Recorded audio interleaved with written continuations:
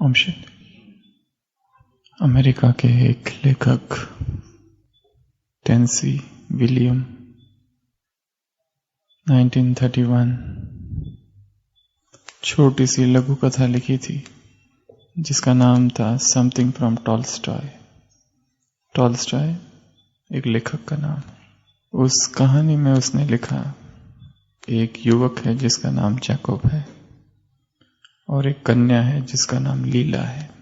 Russia में वो लोग रहते हैं, दोनों को बहुत प्यार है।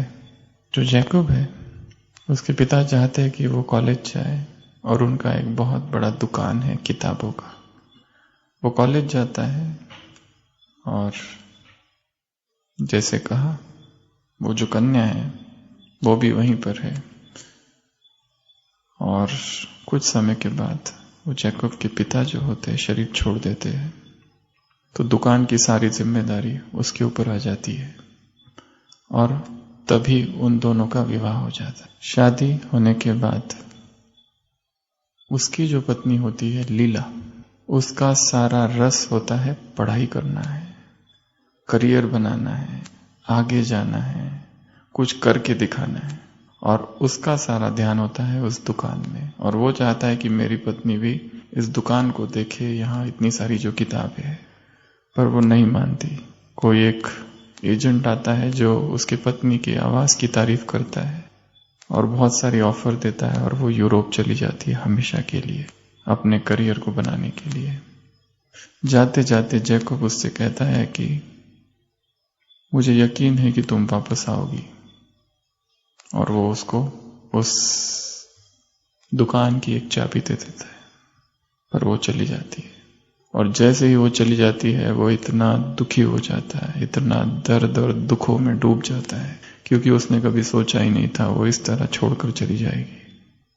वो तो सोचता था उसका मुझसे बहुत प्यार है, पर उसे तो अपने करियर की, अपने पढ़ाई की और उसे नाम और सम्मान चाहिए था, और वो चली जाती है। वो जैकब इतना दुखी हो जाता है कि वो शराब में तो नहीं पर किताबों में अपने आप को डुबो देता। इतना बड़ा जो किताबों का दुकान था, एक स्थान चुनता है और दिन रात किताबें पढ़ते रहता है, किताबें पढ़ते रहता है। उसका इंतजार करते करते उसकी यादों में 15 साल बीत जाते हैं। 15 साल के बाद वो लीला वापस आती है, पर तब तक सब कुछ बदल गया है। क्या बदल गया है? वो उसकी दुकान पर जाती है, वो किताब पढ़ रहा होता है, वो उसकी तरफ देखता है, उसको पहचान नहीं पाता, उससे पूछता है आपको क्या चाहिए। उसे धक्का बैठता है, ये क्या इसकी हालत हो गई कि ये मुझे तक भूल गया। तो वो कहती है मुझे एक किताब चाहिए पर उसका नाम मुझे याद नहीं आ रहा है। और उसे याद दिलाने के लिए वो कहती है कि उस किताब में ऐसी एक कहानी है एक युगल की, जिसमें से जो पत्नी है वो उस पति को छोड़कर चली जाती है और बहुत सालों के बाद याद आती है वापस। अब याद आया कुछ? तो वो जैकब कहता है याद नहीं आ रहा है, पर मुझे लगता है ऐसी कोई कहानी मैंने किताबों में पढ़ी है। Something from Tolstoy. टॉलस्टॉय नाम का एक लेखक है, शायद उसकी ये कहानी है। और जैसे ही वो सुनती है उसकी ये बात, वो चाबी उसी टेबल पर रख देती है और हमेशा के लिए लौट जाती है। 15 साल और वो जैकब फिर से किताबों में डूब जाता है। इंतजार करते करते करते करते जीवन ही इंतजार बन गया। इंतजार करते करते जिसकी याद में था और जिसका इंतजार कर रहा था वो आया, और वो आकर चला भी गया, और ये किताबें ही पढ़ता रह गया। जिसका इंतजार कर रहे थे लंबा समय से, जिसकी यादों में थे, वो आ गया, सामने खड़ा है, पर हम पहचान ही नहीं पाए कि ये वही है। सुबह की मुरली में था बुट्टू। कौन है वो? बाप के तो बने हैं पर बाप को पहचानते नहीं। जानवर भी अपने बाप को याद रखते हैं, तुम नहीं रख सकते। 15 साल तक इंतजार करता रहा और इंतजार में यही भूल गया किसका इंतजार कर रहा हूं।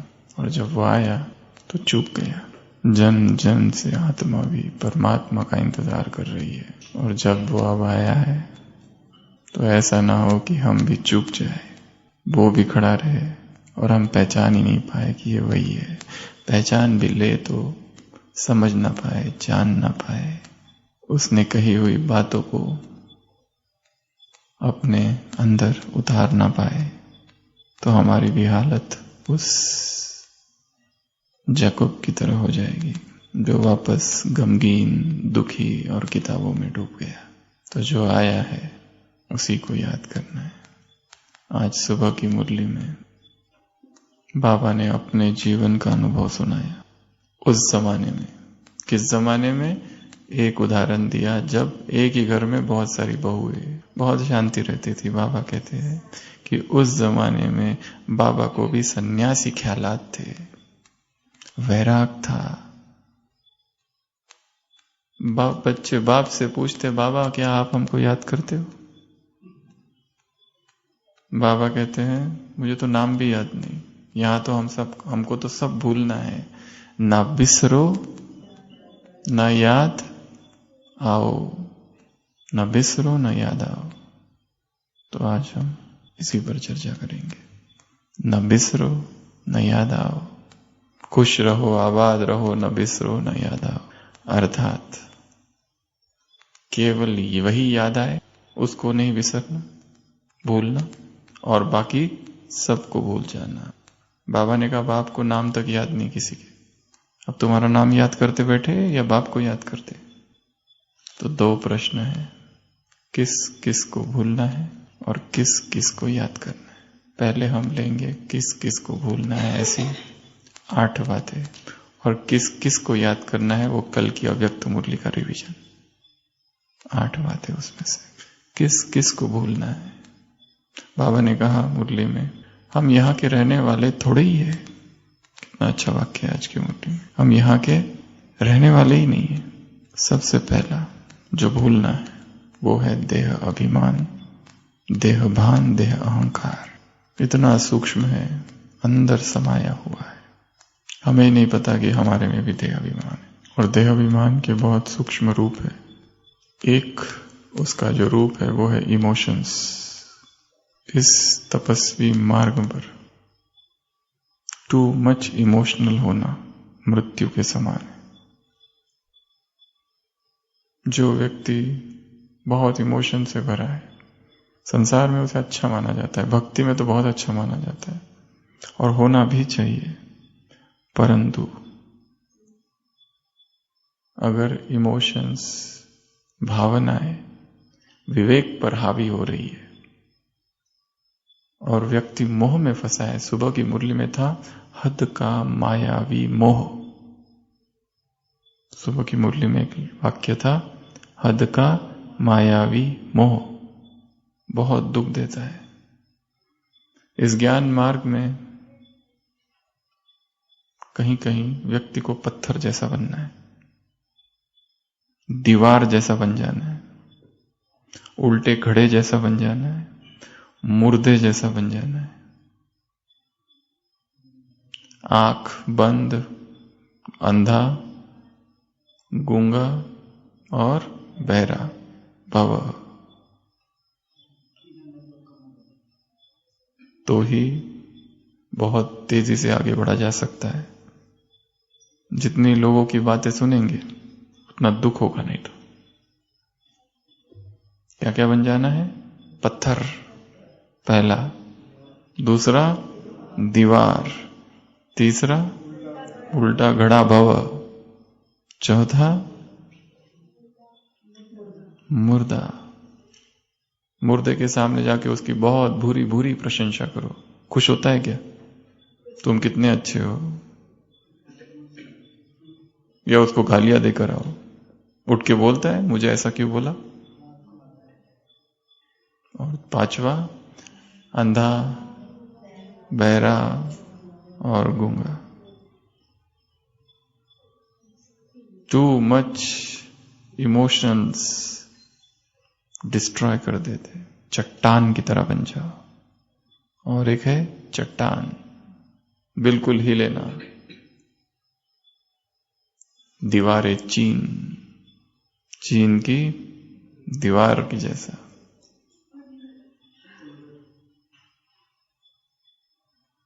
तो ही सेफ रह सकते, नहीं तो दुख होते रहेगा। दर्द होते रहेंगे। हम ही अपने दुख के ब्रह्मा हैं, अपनी पीड़ा के विष्णु और अपने खुशी के शंकर। हमारा जो दुख है किसने निर्माण किया है? किसने? व्यक्ति ने, इस ब्राह्मण परिवार ने, परिस्थितियों ने। परिस्थितियों को क्या लेना देना है तुम्हारे दुख से? हमने खुद निर्माण किया है कड़ी मेहनत से। किसको निर्माण किया है? अपने दुख को। और पालना की है अपने दर्द की। कब का खत्म हो गया होता, पर हमने दिन रात एकजुट करके उसे मरने नहीं दिया। वो दर्द अंदर रहे सीने में, वो जलन, वो आग, बचा के रखा उसको संसार के आंधी तूफान, भगवान के सुख शांति के वाइब्रेशन से, और उसे जलने दिया। वो दर्द की मशाल धधक रही है। हम ब्रह्मा, हम विष्णु बन के अपने ही पीड़ा की पालना कर रहे हैं, और हमने शंकर बनकर अपनी खुशी का गला घोटा है। विनाश किया है अपनी ही खुशी का। किसने? हमने। ये हमारे ही यादगार है। हमारे जीवन का दुख देने वाला कोई भी दूसरा नहीं है। इसके लिए जो ब्लेम साइकिल है, ब्लेम साइकिल, इसको ब्रेक करना है। ये किसी ने कुछ नहीं किया है। जो किया है तुमने किया है। तुम रचता हो अपने दुख के। निर्माण किया है कड़ी मशक्कत से।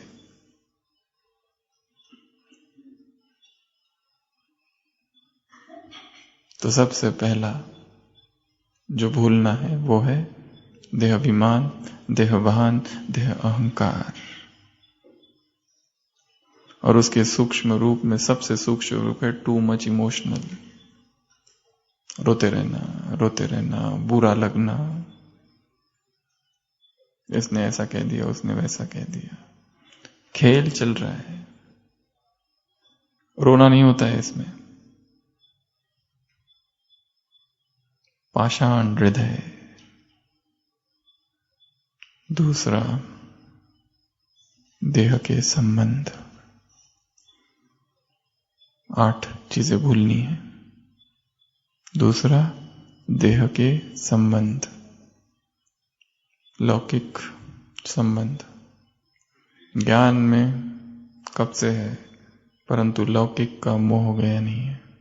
मुरली में था हद का मायावी मोह, और उसी को सजाते रहते हैं, सेवाओं का नाम देते रहते हैं, पर अंदर से तोड़ निभाने के नाम पे मोह का ही पोषण चल रहा है।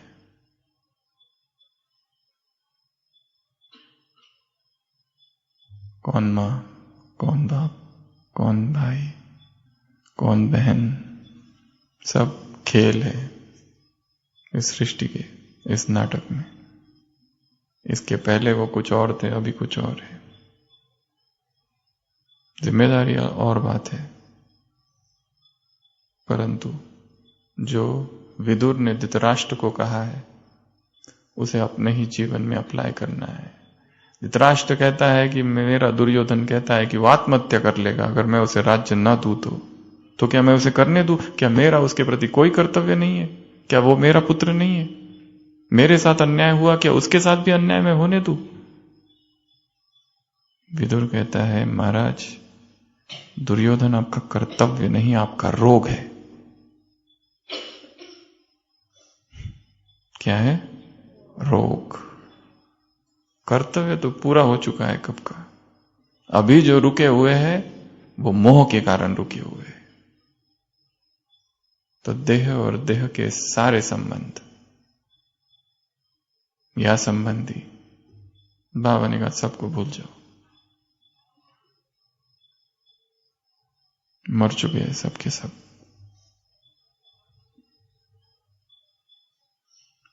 तीसरा, देह की इच्छा या भोग। जन्म जन्म देह के भोगों में और देह की इच्छाओं में डूबे रहे। क्या मिला? अल्पकाल का सुख, उसके साथ इतना बड़ा दुख। सुख तो इतना छोटा, दुख बहुत ज्यादा उसके साथ हर बार। और उसके बाद में खोखलापन, उसके बाद में फ्रस्ट्रेशन, उसके बाद में कुंठा, एक दर्द, पश्चाताप। ये इंद्रियों के सुख डुबोने वाले हैं सबके सब, संयम के विरुद्ध है।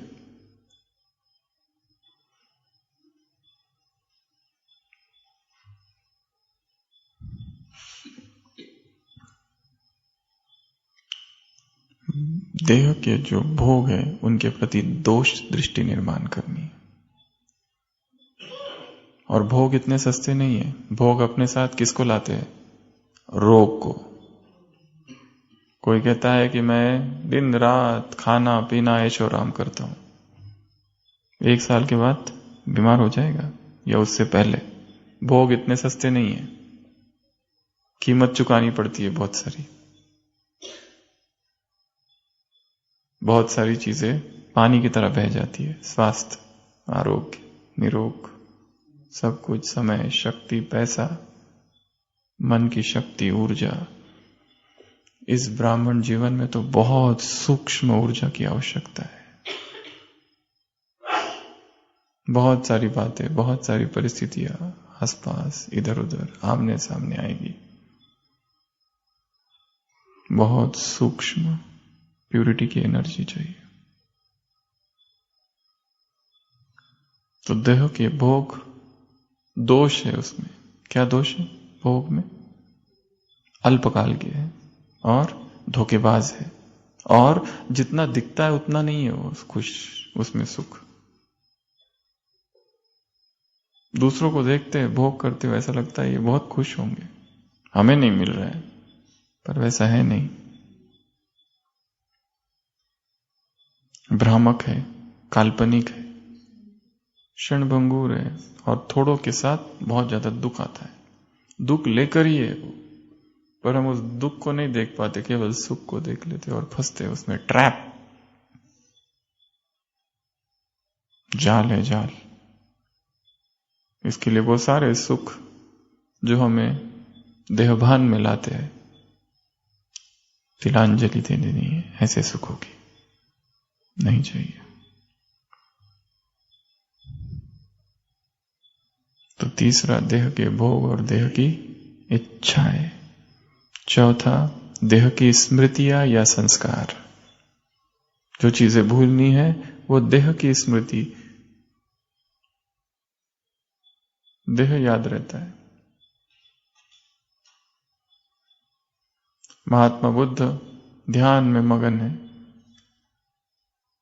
कुछ लोग एक महिला का पीछा कर रहे हैं। वो उनको पूछते हैं कि आपने उस महिला को देखा? वो कहते हैं कोई तो गया, पर वो स्त्री थी पुरुष थी वो मुझे पता नहीं, कोई तो गया है बस। वो कौन थी, वो मुझे कौन था थी पता नहीं। आंखें खुली है परंतु शरीर की तरफ कोई आकर्षण नहीं है।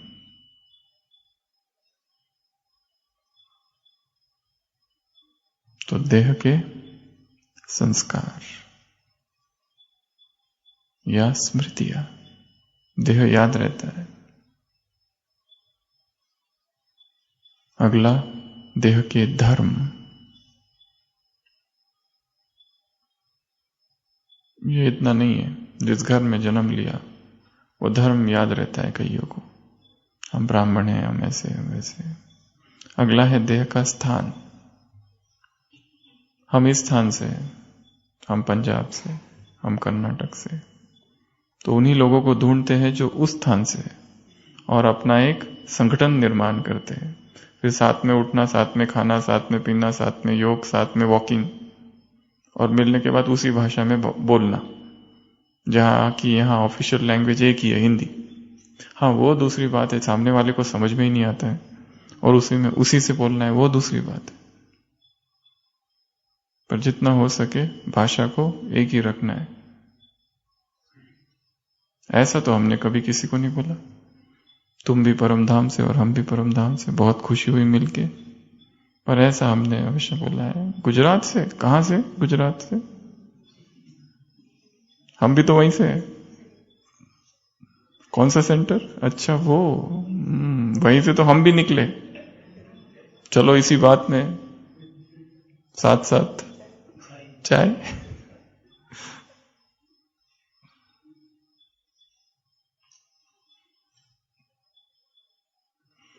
देह के स्थान को भी भूल जाना है।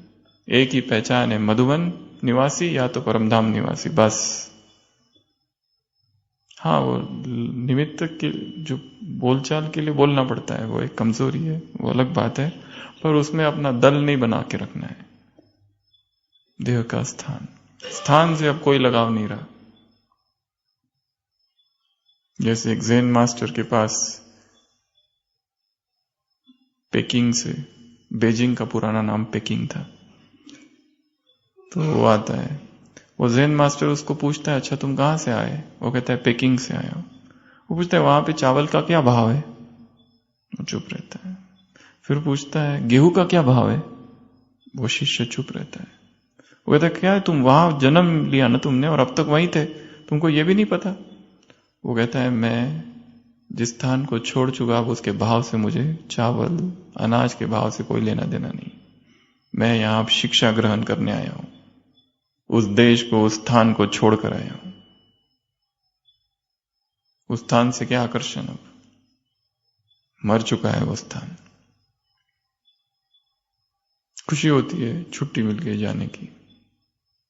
क्यों छुट्टी, क्यों खुशी होती? क्या यही तो जीवन है, यही सब कुछ है। अगला है देह की भाषा। अपनी भाषा वाला मिल गया तो कब घंटों बीत जाते पता नहीं चलता है।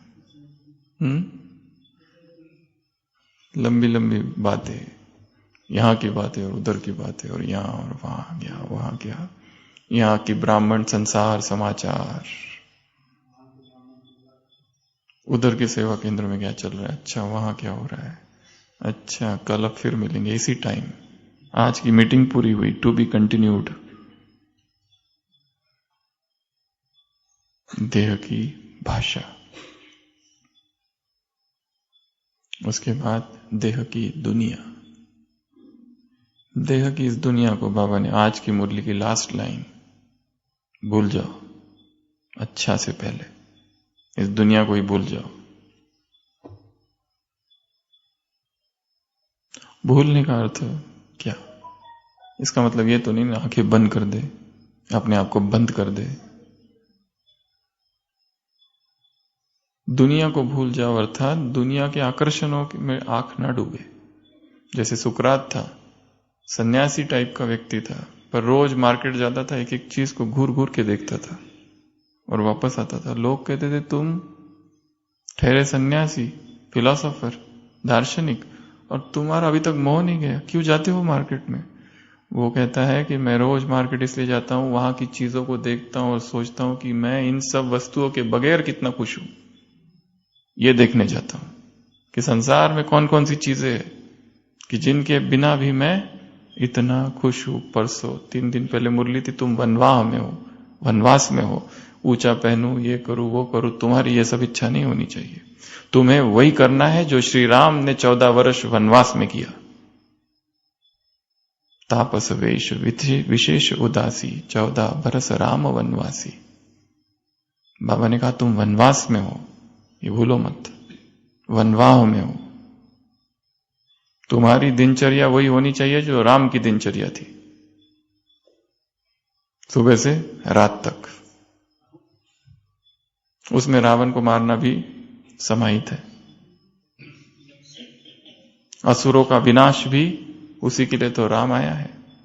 उस 14 वर्ष में ही तो सब कुछ बड़े बड़े कार्य किए, असुरों को मारा, परित्राणाय साधुनाथ, विप्र संत सुरधेनु हित प्रभुदरि विविध शरीरा। उसी के लिए तो वो आया था, विप्र संत सुरधेनु, सबके हित के लिए, सबके कल्याण के लिए। देह की दुनिया, आंखें बंद करके नहीं बैठ जाना है। देखना है इस दुनिया को और इसकी व्यर्थता को देखना है। आंखें नहीं बंद करके बैठना है, देखना है ये है संसार। न्यूज़पेपर पढ़ो और देखो रावण की क्या प्लानिंग चालू है, इस पर्पस के लिए देखना है। नहीं तो दमन होगा। हमको तो देखना नहीं, हमको ये नहीं करना, हमको नहीं। देखो और व्यर्थता को देखो, ये है असली स्वरूप उसका। सब कुछ व्यर्थ है यहां पर, असार है संसार। Vanity of vanity, all is vanity. सब कुछ व्यर्थ है यहां, कुछ भी पाने योग्य नहीं है यहां। एक परमात्मा ही सार स्वरूप है, बाकी सब कुछ असार। तो ऐसी 8 बातें। देहभान, देहाभिमान, देहंकार पहला। देह के संबंध, देह के की भोग या इच्छाएं, देह की स्मृतियां या संस्कार, देह के स्थान, देह की भाषा, देह के धर्म, और 8वां देह की दुनिया। ना बिसरो, न बिसारो, न याद रखो। अभी याद क्या क्या रखना है, ऐसी 8 बातें। ये सारी 8 बातें हम निकालेंगे कल की जो शाम को अव्यक्तवाणी चली थी बाप दादा की, 17 मार्च 2007 की। 8 बातों की चर्चा बाबा ने की है। उसमें सबसे पहली बात, डेट फिक्स करो। क्या करो? डेट फिक्स करो। कौन सी? संपन्न, संपूर्ण और संपन्न बनने की डेट फिक्स करो। आज कौन किसको देख रहा है? शांति के सागर बाप और शक्ति के सागर, प्रेम के सागर और शक्ति के सागर बाप किसको देख रहे हैं? स्नेही बच्चों को, सिकिलती बच्चों को, लाडले बच्चों को, साथी बच्चों को, सहयोगी बच्चों को। किसको देख रहे हैं? स्नेही बच्चों को, साथी बच्चों को, सहयोगी बच्चों को, सिकिलते बच्चों को, लाडले बच्चों को। ऐसे बच्चों को बाबा देखकर क्या कर रहे हैं? हर्षित, खुश हो रहे। तो सबसे पहला काम 8 बातें बताइए। पहला काम, डेट फिक्स करो। आज की तारीख 18 अक्टूबर, 18 जनवरी। कितने हो गए? 3 मास। डेट फिक्स करो। तो 3 मास की डेट फिक्स करते। इस 3 मास में कुछ तो करना पड़ेगा, ऐसा जो अब तक नहीं किया, ऐसा जो सब कुछ करने के बाद भी वो कमी, वो कमजोरी साथ साथ चल रही है, ऐसा जो एक दोष, एक खोट, एक डिफेक्ट, एक किचड़ा, एक दाग, एक कलंक, एक धब्बा आत्मा में अब भी लगा है, उसको सफाई अभियान चालू करना। यह सबसे पहली पॉइंट है। बिना लक्ष्य के लक्ष्य नहीं आते, ना ही लक्ष्य तक पहुंचा जाता है बिना लक्ष्य के। टारगेट, जब तक टारगेट नहीं, हिलता नहीं है आदमी। सुबह भी कहा था, जब सुखधाम बन रहा था पांडव भवन में, प्रकाशमणि दादी ने सबको टारगेट दिया था कि ये तारीख को ओपनिंग है। अब कैसे भी करके करना ही है वो तारीख से पहले, कैसे भी करके, क्योंकि तारीख दे दिए, इस तारीख को ओपनिंग है बस। जैसे घर में होता है ना, ये तारीख को शादी है, सोचते हैं कि आराम से करेंगे, सब लोग काम में लग जाते हैं। जो कभी एकदम निठल्ले, जो कभी काम चोर, वो भाई, दुल्हन का भाई, वो सबसे ज्यादा एक्टिव मेंबर बन जाता है। तो जब लक्ष्य सामने है, सब कुछ जागृत हो जाता है अंदर का। जब पता है ये तारीख तक करना ही है, जैसे विदेशी लोग साल में एक बार मधुबन आते हैं, 10 दिन में वो सारा लेके जाते हैं जो यहां बैठे लोग 10 महीने में नहीं ले पाते। क्यों? क्योंकि उनके पास उतना ही टाइम है। बस इतने टाइम में 1 मिनट भी वेस्ट नहीं होना चाहिए, सब कुछ ले लेना है। कम टाइम में ज्यादा से ज्यादा ले लेगा, ये पुरुषार्थ करना है। तो 3 मास का हर एक को अपना टाइम टेबल बनाना है। कब तक का? 18 जनवरी तक का, 3 मंथ्स। कुछ तो, और क्या बनाना है वो कोई दूसरा नहीं आके बताएगा, क्योंकि हमारी कमजोरियों का दूसरों को क्या पता। हमारे जीवन में जो घटनाएं, जो अतीत, जो माजी, जो पास्ट हुआ है, उसका किसी को क्या पता। कोई खबर नहीं है किसी को हमारी कमजोरी की, क्योंकि हमारी कमजोरी इतनी सूक्ष्म है, हमें ही तो नहीं पता पूरी तरह से, दूसरा क्या जानेगा। दूसरा काम, लक्ष्य और लक्षण को समान कर दो। लक्ष्य और लक्षण को क्या कर दो? समान। पहले लक्ष्य फिक्स कर लिया, टारगेट फिक्सिंग, डेट फिक्सिंग, और अभी जो उसके लक्षण है अपने आप आने लगेंगे। जिस स्टूडेंट ने ये सोच लिया मुझे फर्स्ट आना है, अब अपने आप वो सब कुछ करेगा फर्स्ट आने के लिए। वो सारा छोड़ देगा, क्रिकेट देखना छोड़ देगा, वो वीडियो गेम छोड़ देगा, सब कुछ छोड़ देगा, क्योंकि उसके सामने अब टारगेट है, लक्ष्य है। तो वैसे ही लक्षण आने लगेंगे। तो बाबा ने कहा लक्ष्य और लक्षण। तो लक्षण जब, और लक्ष्य लक्षण जब समान होगा तब लक्ष्य प्रैक्टिकल रूप लेगा। बाबा के महावाक्य कल की मुरली से। ये दूसरा काम।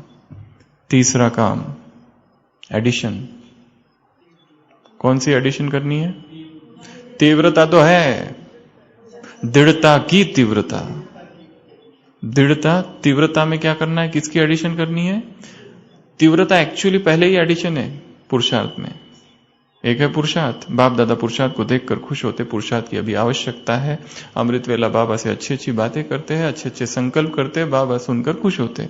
और फिर कहा एडिशन कौन सी करो? दृढ़ता की एडिशन करो तीव्रता में। तीव्र कर रहे हैं पर उसको और दृढ़ कर दो। बस ऐसे ही करना है। अब जरा भी इधर उधर टाइम वेस्ट ना हो, अमृत वेला शक्तिशाली हो, मुरली का सारे दिन भर चिंतन चलता रहे। ऐसा कोई समय ना हो कि मुरली चिंतन कम हो जाए। आज की मुरली में उगारते रहो, है ना? आज की सुबह की मुरली में एक लाइन आई है, बाप तुमको ज्ञान समझाते हैं, इस ज्ञान को उगारते रहो।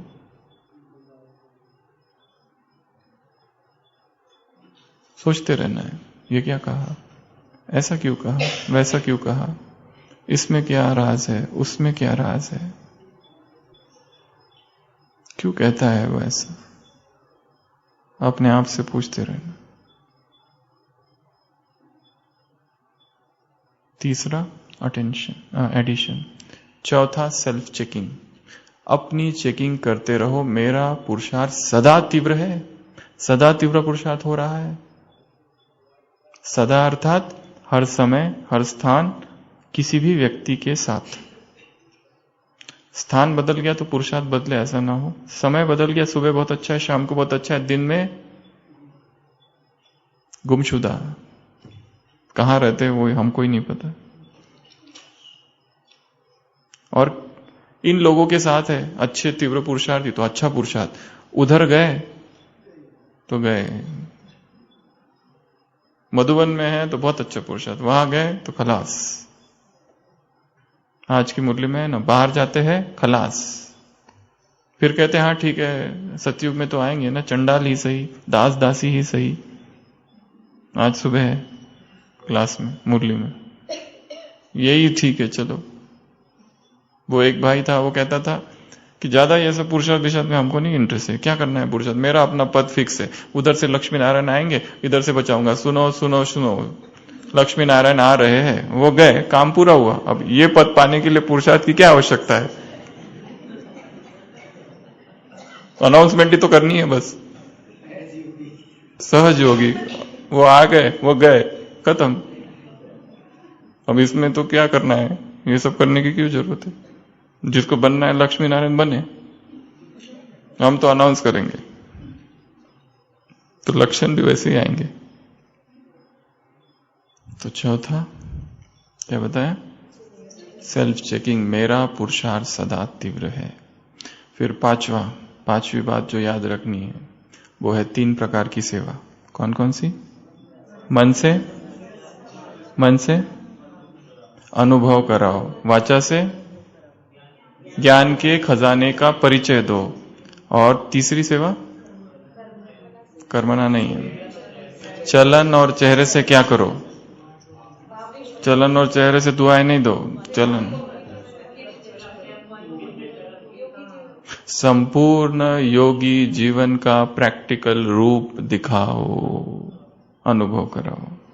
संपूर्ण योगी जीवन का प्रैक्टिकल रूप अनुभव कराओ। कितनी बड़ी बात बोल दी। जरूरी नहीं है जबरदस्ती पकड़ पकड़ के ज्ञान सुनाना है किसको। हमारा ऑरा, वाइब्रेशंस भी तो कुछ है। जरूरी है क्या कोई आए तो उसको सुनाना चालू कर दो, हम कुछ ना बोले तो भी सेवा होगी? हमेशा बोलना ही जरूरी नहीं है ना। बाहर वालों के लिए बात कर रहे हैं, दूसरे आते हैं ना, और वो लोग तो उन्हीं से ज्यादा सीखते जिन्होंने कुछ नहीं बोला था। जो मौन सेवाधारी थे उनसे ज्यादा सीख कर जाते। कोई भी हो सकते हैं, वो उनसे ज्यादा सीखते हैं।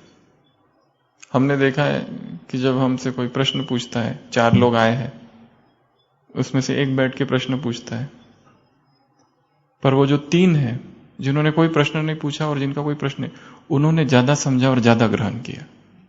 और जिसने पूछा उसका सारा ध्यान पूछने पर है, उत्तर में तो रस ही नहीं है, क्योंकि उत्तर तो पहले ही पता है, क्योंकि इसके पहले भी वो प्रश्न कईयों से पूछ चुके हैं। जो भी नया मिला उससे पकड़ के वही प्रश्न पूछते हैं, क्या करूं, जॉब करूं या मधुबन में आ जाऊं? उत्तर इसका पहले ही पता है। रस उत्तर में है ही नहीं, रस है प्रश्न पूछने में। 3 प्रकार की सेवा कब करनी है? अलग अलग, एक साथ क्यों? समय कम है। कितनी अच्छी बात बोल दी। कब बोली? 2007 में। समय कम है। अपने आप को बताना है समय कम है। क्या कर रहा है? कौन सी प्लानिंग चालू है अंदर? नई दुनिया बसाने की प्लानिंग तो नहीं कर रहे कुमार? अपनी दुनिया जिसमें हम तुम, उसके बाद में अगला वी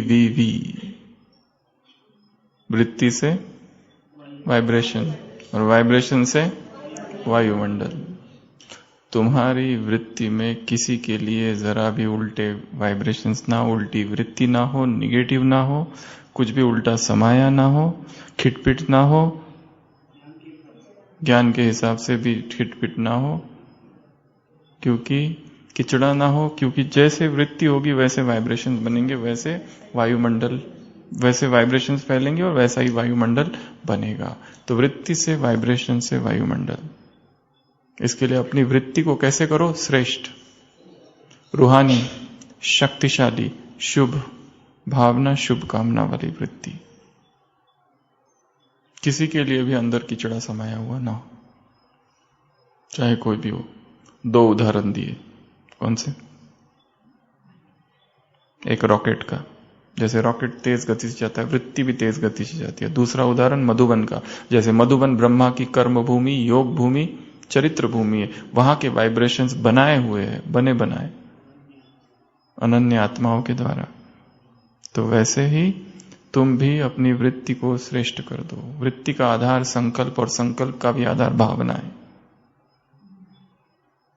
तो हमारे मन में किसी के लिए कुछ भी निगेटिव होगा तो परेशानी होगी। बाबा ने कहा वेस्ट चलेगा। तो क्या रॉन्ग को रॉन्ग नहीं कहा? बाबा आपको पता नहीं है, आपको पता चलेगा ना तो पता पड़ेगा। बाबा कहते हैं तुम बताने से पहले ही बाप को पता है कि ये रॉन्ग है, पर रॉन्ग को रॉन्ग कहो नहीं कहो, ऐसा बाबा थोड़ी ना कह रहे हैं। रॉन्ग को रॉन्ग ही कहो, राइट को राइट कहो, परंतु दिल में नहीं बिठाओ। वो यहां नहीं है, वो आगे है, रुको।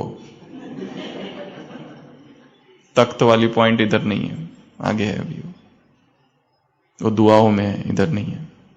तो अंदर कोई भी किचड़ा ना समाना। रॉन्ग रॉन्ग है, ठीक है, राइट राइट है, दिख रहा है ये भाई बिल्कुल श्रीमत का पालन नहीं कर रहा है, वो का पालन नहीं कर रहा है, वो आपको बिल्कुल नाक के नीचे श्रीमत का उल्लंघन कर रहा है, हमारे साथ रहता है और ये सब हो रहा है। रॉन्ग दिख रहा है, सब कुछ दिखने दो। रॉन्ग रॉन्ग है, राइट राइट है, अंदर नहीं समाना चाहिए बस। 99 किसी की गलतियां हो, 99 छोड़ो, 9 गलतियां भी हम सहन नहीं कर पाते। बाबा ने 99 बहुत बड़ा ही फिगर बोल दिया, बहुत बड़ा फिगर है। हमारे डिपार्टमेंट में कोई काम करता है, उसने एक टाइम गलती की, दूसरी बार, तीसरी बार, चौथी बार, चलो डिपार्टमेंट छोड़ो, बेटा कितनी बार माफ करेंगे? बाबा कहते 99 बार माफ करो। धैर्य का सागर ही बनना पड़ेगा। तो वृत्ति, उसके बाद है अगली पॉइंट 7वीं, होमवर्क। बाबा ने कहा होमवर्क याद है, लास्ट टाइम जो दिया था, क्या था होमवर्क? दुआएं दो, दुआएं लो। ये सबसे सहज पुरुषार्थ है, सब कर सकते, बच्चे कर सकते, बूढ़ा कर सकते, युवा कर सकते हैं, सब कर सकते हैं इसको, कोई भी। दुआएं दो, दुआएं लो। 2 भाग है, दुआएं देना, दुआएं लेना। लेंगे कैसे? सेवा कर कर। किसकी सेवा? बड़ों की सेवा, यज्ञ की सेवा, प्रकृति की सेवा, अपनी सेवा, परिवार की सेवा, साथियों की सेवा, छोटों की सेवा, बड़ों की सेवा, समय की सेवा, अपनी सेवा, सबकी सेवा करो, दुआएं। और दूसरा है दुआएं देना, अर्थात शुभ भावनाएं रखना। अब यहां पर एक प्रश्न भगवान बाबा ने किया है, अगर कोई बद्दुआएं दे तो क्या करे? इसके उत्तर में हम आएंगे, पहले लास्ट पॉइंट ले लेते हैं, 8वां। दादी को याद किया और जगदम्बा को याद किया। दादी के लिए बाबा ने कहा, उसके सामने भी बहुत बातें आई, परंतु क्या किया दादी ने? किसी का भी निगेटिव अपने मन में नहीं रखा। और यहां पर वो बात कही, चाहे 99 गलतियां किसी ने की हो, परंतु उसमें एक विशेषता है, वो कौन सी? मेरा बाबा कहने का हकदार है और उसका बाप से अटूट प्यार है, बस ये विशेषता है उसकी। यह सबसे बड़ी विशेषता है। शंकराचार्य नहीं कह सकता है मेरा बाबा, तीर्थंकर नहीं कह सकता है मेरा बाबा, कोई बुद्ध, कोई क्राइस्ट, कोई ईश्वर पुत्र, कोई पैगंबर, कोई अवतार, कोई धर्मावलंबी, कोई धर्म स्थापक नहीं कह सकता है मेरा बाबा। यहां बाबा का बच्चा, यही विशेषता है उसमें, और उसमें 99 उसने मिस्टेक्स किए। बाबा ने हमारी भी तो मिस्टेक्स, गलतियां माफ कर दी, तो हम उनकी नहीं कर सकते क्या?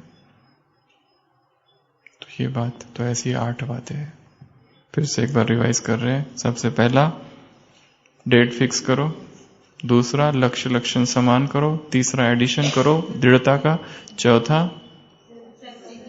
खुद की चेकिंग की सदा तीव्र पुरुषार्थ चल रहा है। 5वां, 3 प्रकार की सेवा हमेशा होती रहे, हमारा मन हमेशा सेवा करता रहे, निरंतर मन से शुभ कामनाएं निकलती रहे, निकलती रहे, निकलती रहे, बदले का संकल्प ना आए, घृणा का संकल्प नहीं आए।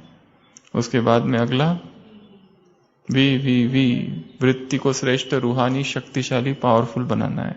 उसके बाद में दुआएं दो, दुआएं लो। और लास्ट पॉइंट, दादी का उदाहरण दिया है। अभी एक प्रश्न बाकी था, अगर कोई बद्दुआ दे तो क्या करो? 8 उत्तर दिए है बाबा ने। पहले आप बताओ, फिर हम बताएंगे। अगर कोई बद्दुआ है, पहले ये बताओ बद्दुआ कैसे देते, उदाहरण। ये तो है ही ऐसा, इसका कुछ होने वाला नहीं है, ये कभी बदलने वाला नहीं है, और इसकी नेचर ही ऐसी है। इसका बाप भी ऐसा ही था, पूरे खानदान को जानते हैं हम, वही संस्कार चल रहे हैं। और ये बाबा का बच्चा ही नहीं है। नहीं, ऐसा तो नहीं बोलो, ऐसा बोलते ये तो हम ही बताते, ये तो कभी नहीं आने वाला, ये नहीं कभी बदलेगा। इसकी तो हमेशा का है, ये ऐसा आज का ही नहीं, हमेशा, कब से जानते हैं। हाँ, इस पे कोई चीज का असर नहीं पड़ने वाला, उसको क्यों समझाते हो? हाँ, ये पता है ये किसी का नहीं सुनता है, ये अपनी मनमर्जी करता है, इसको तो भगवान भी नहीं सुधार सकते। बाबा से नहीं सुधरा, हमसे क्या सुधरेगा? छोड़ो इसको। हाँ हाँ, बस इसमें खाने पीने के लिए भर्ती हुआ है इधर, ये आगे आगे करते रहता है स्टेज पर, भर्ती इसलिए हुआ है इधर इंस्टीट्यूशन में। तो ये सब हमारे मुख से निकलता रहता है, शायद हमको पता भी नहीं चलता है कब निकलता है, बस सुनने को मिलते रहता है, कानों में पड़ते रहते हैं आवाज। सबसे पहले काम 8 बातें करनी है बद्दुआ अगर हमें कोई दे तो। पहला, जैसे तुम कोर्स करते हो तो क्या सिखाते हो, पॉजिटिव को नेगेटिव कैसे करो, अब अपना कोर्स करो। क्या करो, अब अपना ही कोर्स करो, अपना कोर्स कराओ। कैसे कराओगे, पूछो तुम कौन हो, फिर कहना हाँ मेरा फला फला नाम है, फिर उसको समझाना अरे नहीं तुम ये नहीं हो, तुम आत्मा हो। फिर उसको पूछना बताओ कहाँ हो, कलयुग में हो, कहाँ किस युग में, फिर कहना मैं कलयुग में हूं। उसको बताना नहीं तुम कलयुग में नहीं हो, तुम संगम युग में हो। फिर पूछना उसको तुम्हारे पिता का नाम, फिर अपने पिता का नाम लेना। अपने आप से बातें कर रहे हैं, फिर अपने पिता, अच्छा अरे नहीं वो नहीं, हम आत्मा की पिता की बात कर पूछ रहे। कोर्स कराने वाले हैं ना इधर, तो दूसरों को तो बहुत करा दिया पकड़ पकड़ के, छोड़ा नहीं जब तक पूरा नहीं होता। अब अपने मन को भी नहीं छोड़ना। वो कहेगा मुझे ये पता है, पता होगा, मैं सुनाता हूं, अब सुन। अरे मन, मुझे अपनी प्रजा बनानी है, तुमने सुना नहीं सुना इससे मुझे कोई लेना देना नहीं, मैं अपना पूरा पता के ही छोड़ूंगा तुमको। तो किस तो सबसे पहला काम करना है अपना कोर्स खुद कराना। अगर कोई बद्दुआ दे तो तुम कोर्स में क्या कहते हो, निगेटिव को पॉजिटिव करना है, खुद ही कहते हो ना, तो अब अपने आप का कोर्स कराओ। दूसरा, चैलेंज क्या देते हो, प्रकृति को भी बदल देंगे, तमोगुनी से सतोगुनी बना देंगे। जब तुम्हारा ये चैलेंज है तो तुम्हारी वृत्ति में किचड़ा कैसे हो सकता है, क्योंकि वृत्ति में जो होगा वो वाइब्रेशंस और प्रकृति में जाएगा फिर। तो ये तुम्हारा चैलेंज है। तीसरा, तुम्हारा दिल बाप का तख्त है, यहां पर कोई किचड़ा नहीं होना चाहिए। अगर कोई दे और तुम्हें वो पसंद नहीं तो उसको लो नहीं, अलमारी में रख देते, फेंक देते हैं, रखते थोड़ी हो। ये सारे उदाहरण दिए बाबा ने, इस दुनिया के उदाहरण है ये।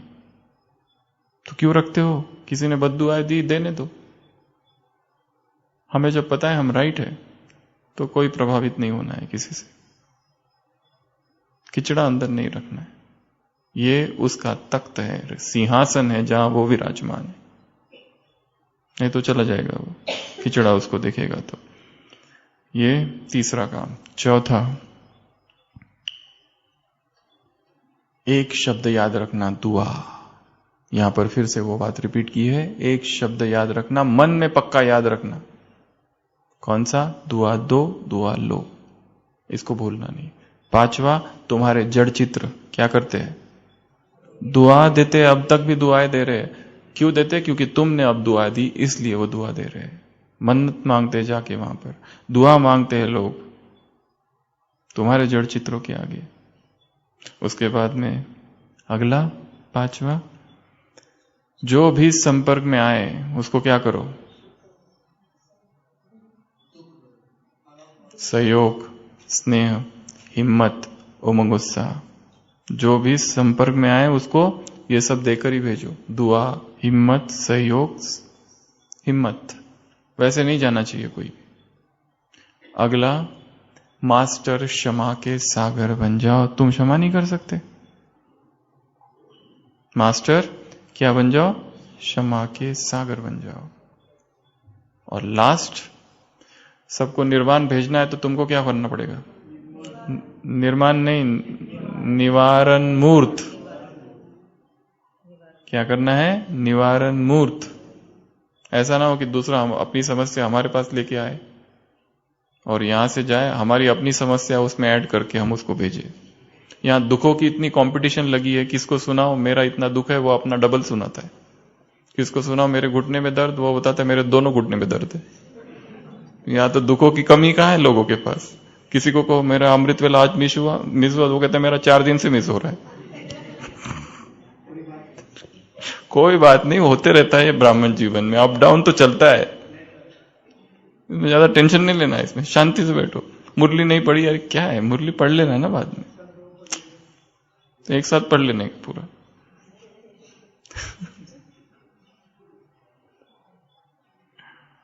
तो ये 7 काम करने हैं अगर कोई बद्दुआएं दे तो।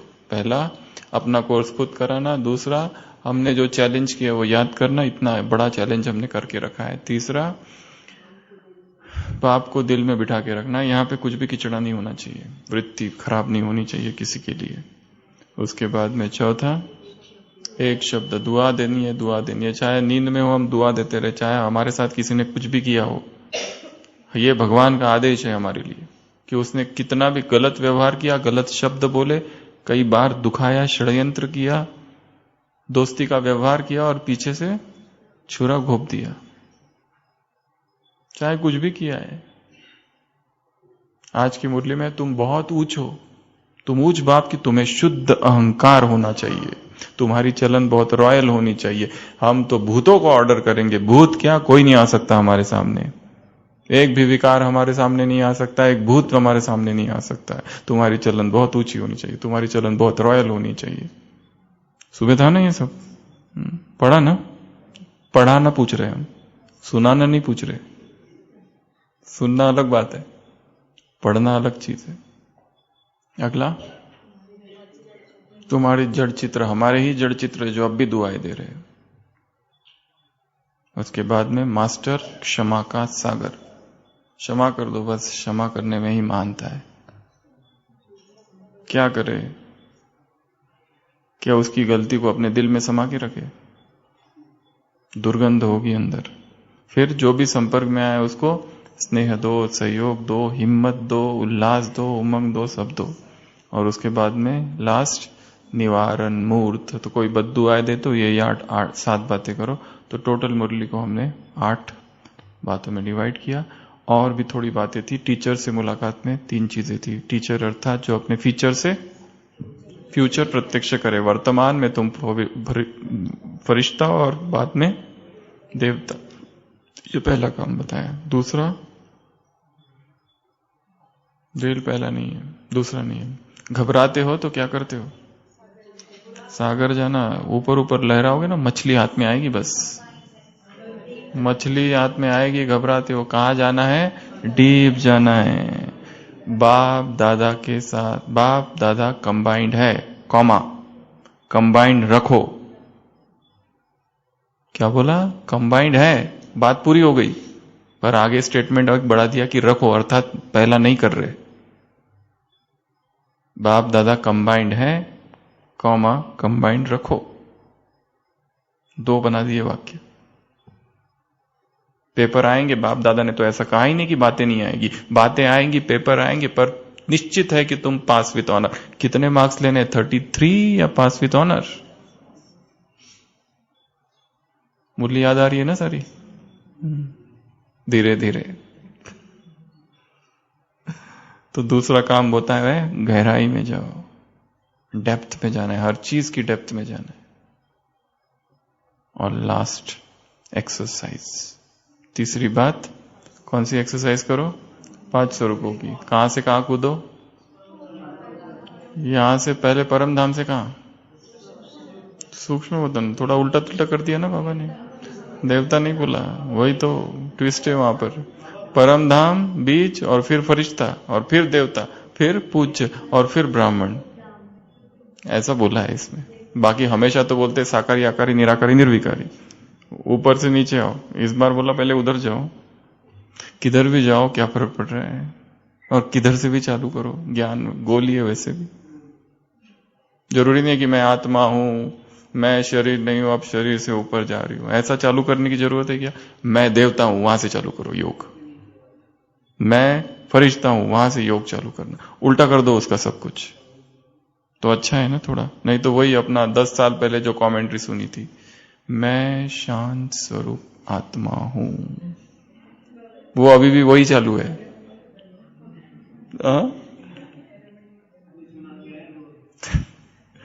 चेंज कर देना है उसको, इधर उधर कर देना है कमेंट्री को, सब गड़बड़ कर देना। पैटर्न को ब्रेक करो, नया पैटर्न क्रिएट करना है योग का। चालू ही परम धाम से करो, मैं वहां हूं, अब वहां से नीचे आ रही हूं शरीर में, उल्टा कर दिया। तो ना बिसरो न याद करो। रहो, रहो है वो शब्द, याद रहो। तो कोई भी याद ना आए, जो 8 बातें बताई वो भूल जाओ, और जो मुरली की 8 बातें थी उनको याद करो। ओम शांति।